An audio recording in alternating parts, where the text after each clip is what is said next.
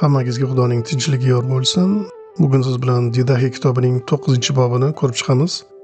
Bu bob qutlug' kechasi haqida deb aytiladi. Qutlug' kechasi yana Evxaristiya yoki Shukrona kechasi deb ham aytiladi. Evxaristiyani minnatdorchilik kechasini quyidagicha olib boring. Boshida kosa haqida duo qiling. Otamiz, sening o'g'ling Dovudning muqaddas uzumi yoki toki uchun senga minnatdormiz. Uni, ya'ni uzumni o'z o'g'ling Yeshua orqali ko'rsatding. Senga to'abat, shon-sharaflar bo'lsin. Sindirilgan non haqida shunday duo qiling.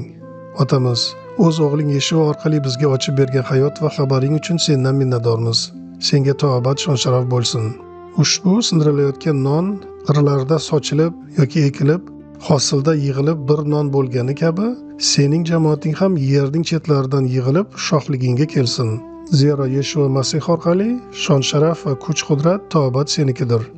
Rabbimiz nomiga cho'mdirilganlardan tashqari boshqa hech kim Evxaristiyadan yemasin va ichmasin. Zero Rabbimiz bu haqda muqaddas narsani itlarga bermanglar deb aytgandi.